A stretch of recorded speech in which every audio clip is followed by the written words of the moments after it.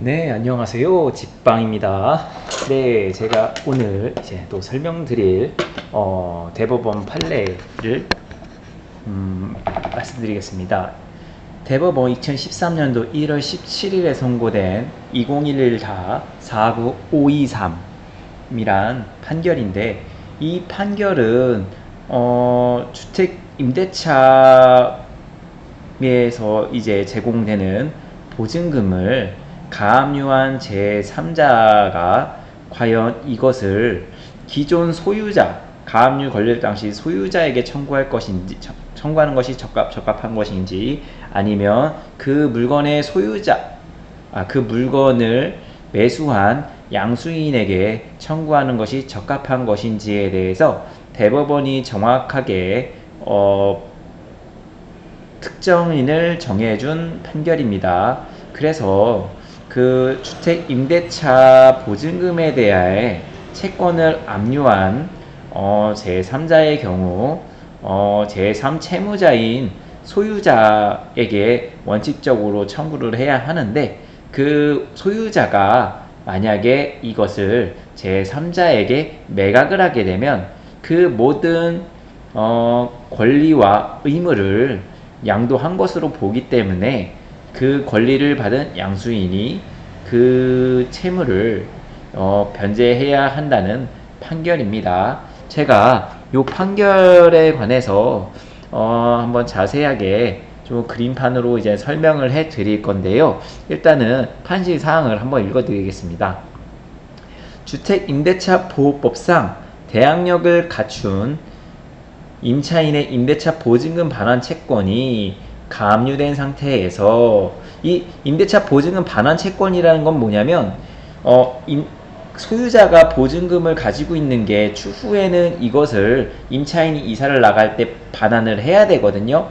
근데 이 반환을 해야 될 의무가 어디서 발생하냐면 임대차 보증금 반환 채권이라는 임차인이 가지고 있는 이 반환 채권 때문에 생기는 겁니다. 네, 그걸 의미하고, 가압류된 상태에서 임대주택이 양도된 경우, 그 주택이 양도된 경우 양수인이 채권 가압류의 제3 채무자의 지위를 승계하는지 여부에서 적극이라고 했습니다. 즉, 그 소유자가 그 임차인의 어떤 그 보증금의 을 근거로 해서 채권을 가지고 있는 그 채권자에게 제3 채무자의 지위를 진다는 거에 대해서 동의한다는 뜻이고요. 이 경우 가압류 채권자는 양수인에 대하여만 가압류 효력을 주장할 수 있는지 여부는 적극입니다. 즉, 기존 소유자가 아니라 그 주택을 매수한 그 새로운 소유자에게만 가압류의 효력을 주장할 수 있다는 것을 적극 맞다는 것을 얘기합니다. 제가 이거를 그림으로 조금 쉽게 설명을 한번 드려보겠습니다. 여기에 주택이 있다고 가정을 하겠습니다. 주택이 있다고 가정을 하고, 이거 소유자는 갑입니다.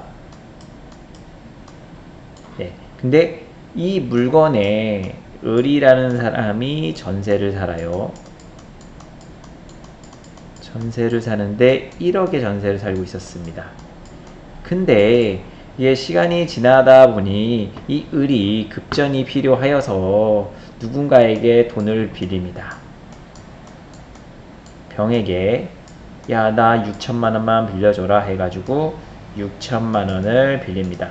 담보는 따로 없고 내가 여기 전세 든 게 있으니까 전세 계약서를 뭐 넘겼든 뭘 했든 아무튼 그런 방식으로 해서 6천만 원을 빌립니다. 그러고 그걸 탕진해 버려요.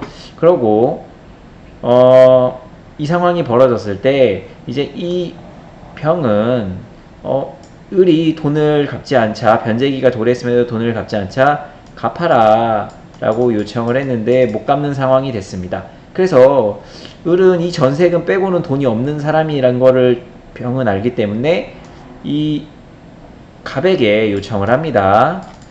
을은 A 물건에 대해서 전세 보증금 반환 채권을 보유하고 있는데 이 보증금 채권을 이 사람한테 을에게 반환하지 말아라. 내가 이 6천만 원의 빚을 이 사람에게 돈을 빌려줬으니 내가 채권을 가지고 있으니 갑 당신은 제3채무자로서 을에게 돈을 주면 안 되고 추후 나에게 6천만 원을 달라고 요청을 합니다.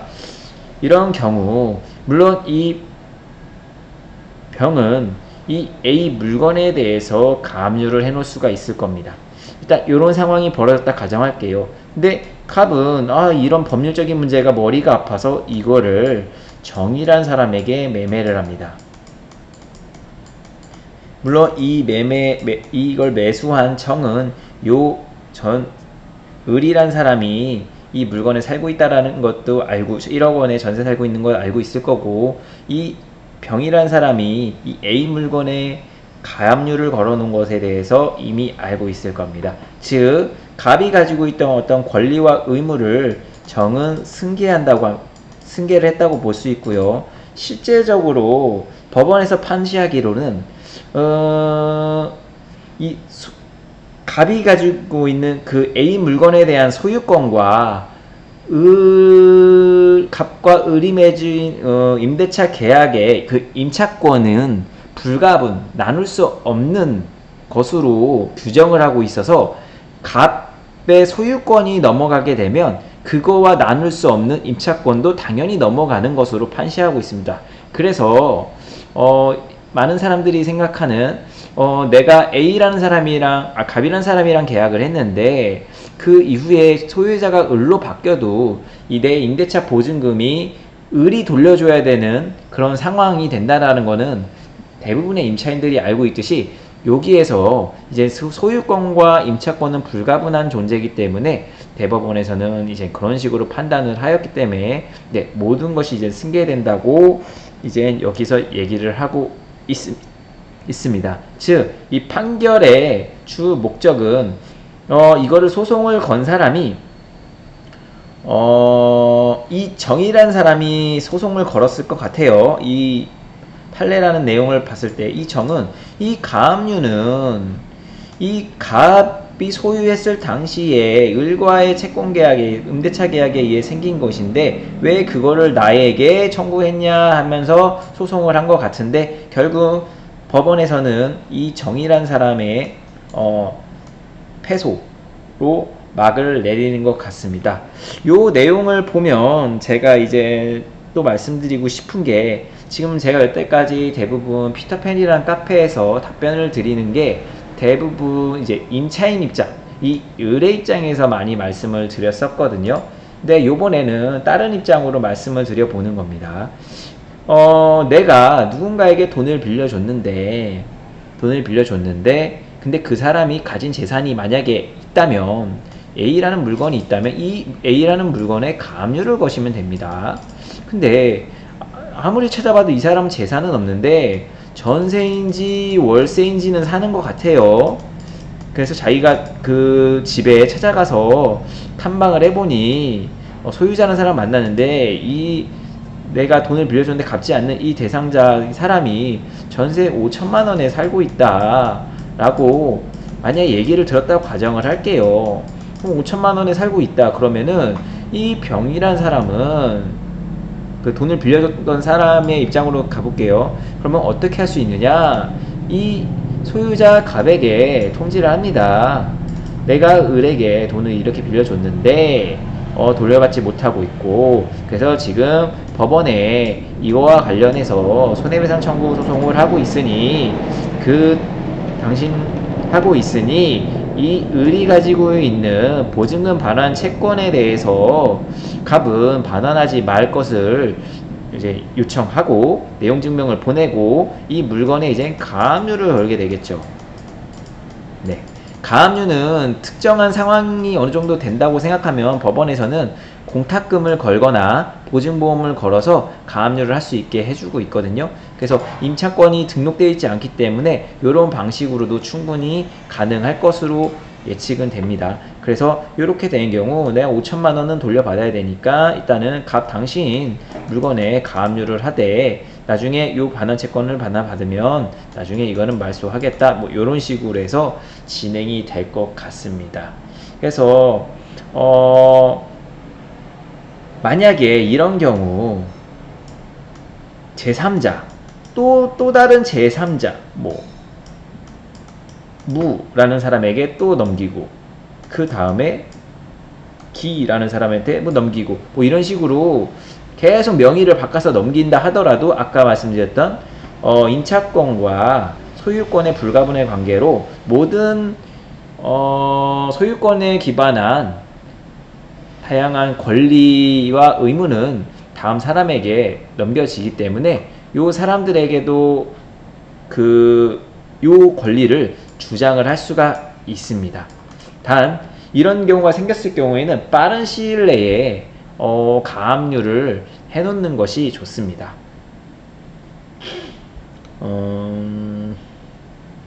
그리고 일단 제가 말씀드리고자 하는 거는 다 끝났고요. 그리고 아까 제가 이거 설명드린 이 방식 형태가 어떻게 보면 깡통 전세와도 굉장히 유사한 형태를 지니고 있어요. 깡통 전세도 마찬가지로 잠시만 이거 새로 하려면 어떻게 해야 되지?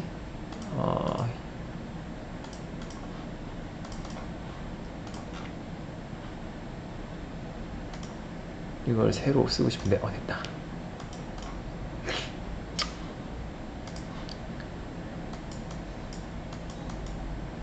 갑이 A 물건을 소유하고 있었는데 네, 여기에 이제 전세 들어갑니다. 전세 들어갔는데 시세보다 너무 비싸게 갔어요. 깡통인 것 같아요. 근데 이미 늦었죠. 전세 들어갔어요. 그러면 대부분 이 깡통 전세는 아시겠지만 갑에서 내가 살고 있는데 갑자기 울로도 바뀌고 병으로도 바뀌고 이런 식으로 변동이 됩니다. 보통 한두 번 내에서 변동이 되는데 왜냐면 내가 거주하는 기간이 길지 않기 때문에 한두 번 정도 이렇게 변경이 돼요. 변경이 되면 간혹 이 세입자분이 정이라고 할게요.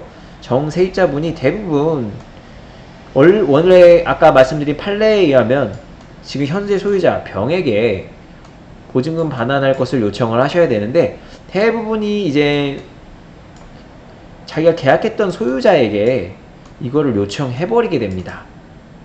이런 경우에는 갑은 아무런 책임을 질 이유가 없어요. 아까 제가 말씀드렸듯이 임차권과 임차보증금 반환 채권, 소유권은 불가분의 관계이기 때문에 소유자가 바뀌게 되면 넘어가게 됩니다. 그래서 이런 것들은 어떻게 보면은 이 사람이랑 이 사람들이랑 짜고 쳤다고 생각했을 때 그 증거가 있을 때에는 연대에서 뭐 책임을 지거나 손해배상을 청구할 수는 있겠지만 그런 것이 전혀 없다면 이쪽으로 청구하는 것은 무의미하고요. 현재 소유자를 상대로 전세보증금 반환 채무에 대해서 이제 권리를 행사하셔가지고 이 물건에서 보전을 받으셔야 될 것으로 판단이 됩니다. 그리고 이런 깡통 전세로 가지 않는 게 가장 이상적이긴 합니다. 네, 제가 요 판례 2011-49523 판례를 설명해드리면서 이 내용이 이걸 읽어보시면 아마 그냥 읽어보시면 좀 이해가 좀 안 가실 건데 제가 설명해드린 그 내용을 기반으로 하여서 읽어보시면은 이게 이 내용이구나 라고 생각을 하실 수 있으실 거예요. 네, 그래서 네, 요러한 법률을 잘 인지하시고 추후에 이러한 유사한 상황에 처했을 때 내가 어떻게 행동하면 채권자로서 가장 합리적으로 소송에 취할 수 있겠다라는 것을 고려해 봤으면 좋겠습니다. 감사합니다.